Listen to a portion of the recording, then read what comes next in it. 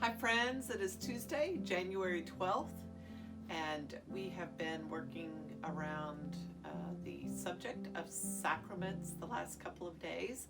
I'm going to continue in this book on elements of worship, and the book is The Worshiping Life by Lisa Hickman.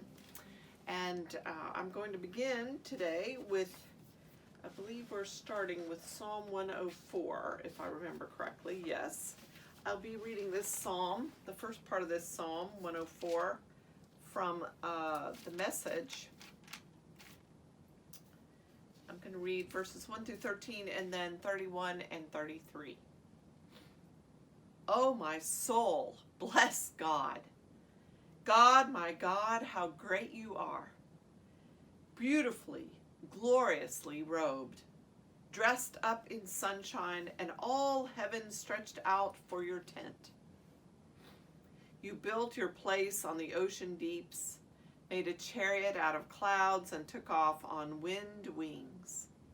You commandeered winds as messengers, appointed fire and flame as ambassadors. You set earth on a firm foundation so that nothing could shake it, ever. You blanketed earth with ocean, covered the mountains with deep waters. Then you roared and the water ran away. Your thunder crash put it to flight. Mountains pushed up, valleys spread out in the places you assigned them. You set boundaries between earth and sea. Never again will earth be flooded. You started the springs and rivers, set them flowing among the hills. All the wild animals now drink their fill. Wild donkeys quench their thirst. Along the riverbanks, the birds build nests. Ravens make their voices heard. You water the mountains from your heavenly cisterns. Earth is supplied with plenty of water. You make grass grow for the livestock, hay for the animals that plow the ground. The glory of God, let it last forever. Let God enjoy God's creation. Oh, let me sing to God all my life, sing hymns to my God as long as I live. Oh, let my song please God. Nice way to think about beginning a worship service. So we're going to look at Call to Worship today. She begins with one of my favorite poems by Mary Oliver called Geese. You do not have to be good. You do not have to walk on your knees for 100 miles through the desert repenting. You only have to let the soft animal of your body love what it loves. Tell me about despair, yours, and I will tell you mine. Meanwhile, the world goes on. Meanwhile, the sun and the clear pebbles of the rain are moving across the landscapes, over the prairies and the deep trees, the mountains and the rivers. Meanwhile, the wild geese, high in the clean blue air, are heading home again. Whoever you are, no matter how lonely, the world offers itself to your imagination, calls to you like the wild geese, harsh and exciting, over and over announcing your place in the family of things. Last fall, in the midst of the peak season, I invited a friend for a walk to soak in the last of the fall leaves. She in turn invited a friend, an artist and gallery owner. We set out on a street busier than we normally like to walk on, but this particular street was canopied in light-soaked leaves of yellow, red, and orange. We walked with our heads up, trying to carry on a conversation, but lost in the beauty of the late afternoon. It was the time of day in October when the sun shines down at just the right angle and everything glows in protracted light. We watched birds fly in drunken mobs as if they imbibed too much light and color in the trees that they flocked to over and over again. Then, above the spinning of the wheels around us, we heard the cries of the wild geese. Flying in V formation, Focused in direction, familiar with the routines of the season, their cries made us stop in our tracks. I was overwhelmed by the perfection of the late afternoon. All creation was joining together in praise and in glory, but I stood there like a stolid Presbyterian. No leaping or dancing, just an earthbound pedestrian. It was the artist, the gallery owner, who responded to the call. She raised her arms, cupped her hands, tilted her head back, and drank it all in. She couldn't get enough, nor could she offer up enough thanksgiving for that moment. Her uninhibited praise, the beauty of the day, and the cry of the wild geese called me to worship. In that moment, I knew my place in this family of things. It was to glorify God and enjoy God forever. The first time the world offered itself so much to my imagination that it sparked a call to worship was in high school. It was a school trip with the drama class to the local theater company, a much-needed break from the roar of the routine at the high school. The play was called The Diviners. As the curtains opened, a teenage boy stumbled across the stage with a divining stick searching for water. I couldn't tell you the whole story. I can only remember the boy with the stick searching for water and my response. As the curtain closed and the audience clapped, tears flowed down my face. Embarrassed by the outpouring of emotion splashed across my face, I grew nervous as the house lights flickered on. Yet that moment was a moment where I was called to worship. I understood the boy's search for that life-giving water, and I recognized the tremble in his stick. I was called to worship because I knew his thirst.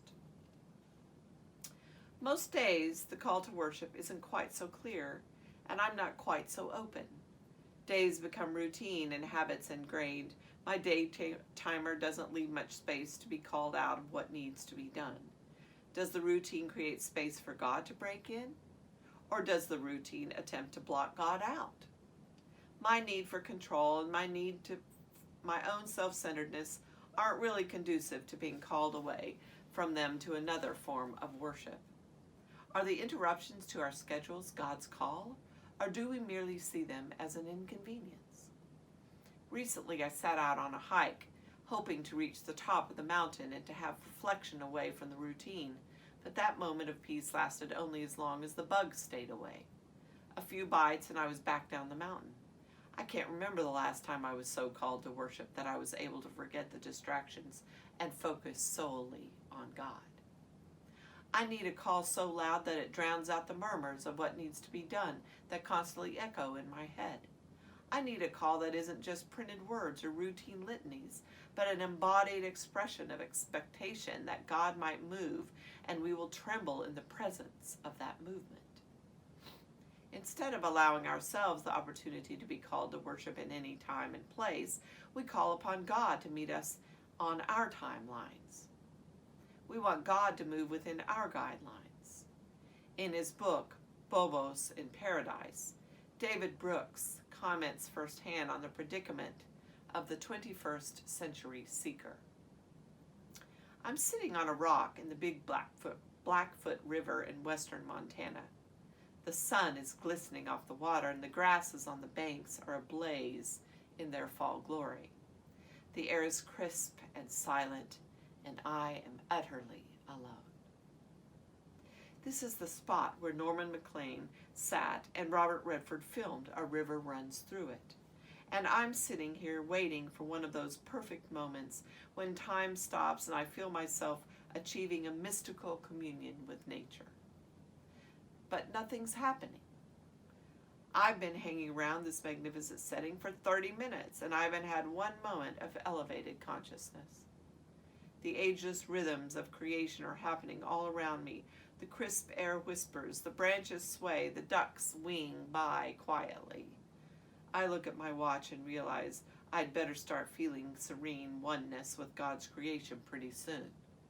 I've got dinner reservations back in Missoula at 6.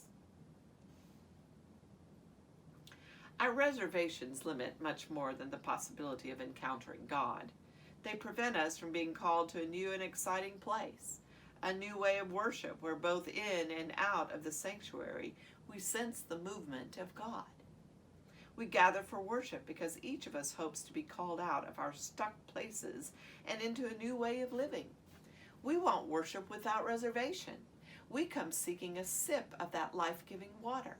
We come with divining sticks in hand, hoping they will tremble and tell us where to dig deep. We come, some of us, with arms raised, ready to receive what is offered, while others come clenched but hopeful. We come hoping our imaginations will be sparked. We come in our loneliness. We come with our despair, some ready to tell and others ready to listen. We come repenting. We come wanting to know how we fit into this family of things. The call to worship offered in the service of worship gathers all of these disparate elements together and sets us all before God.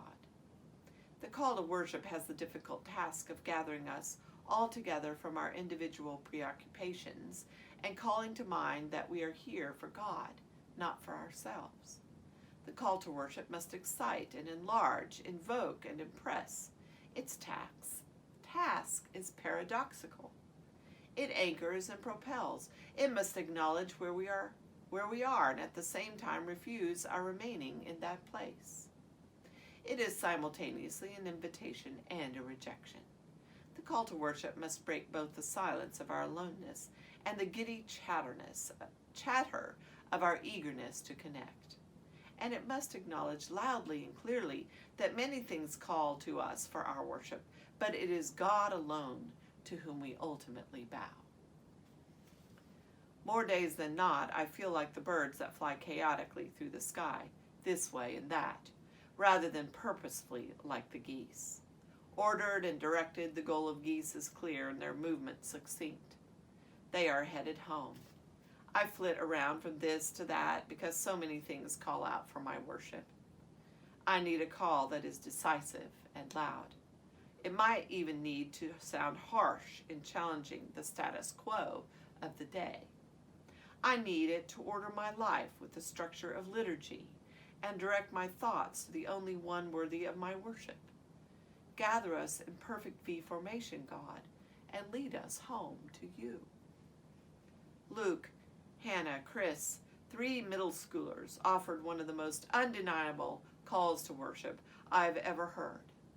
It was spontaneous worship night, a favorite activity in middle school fellowship.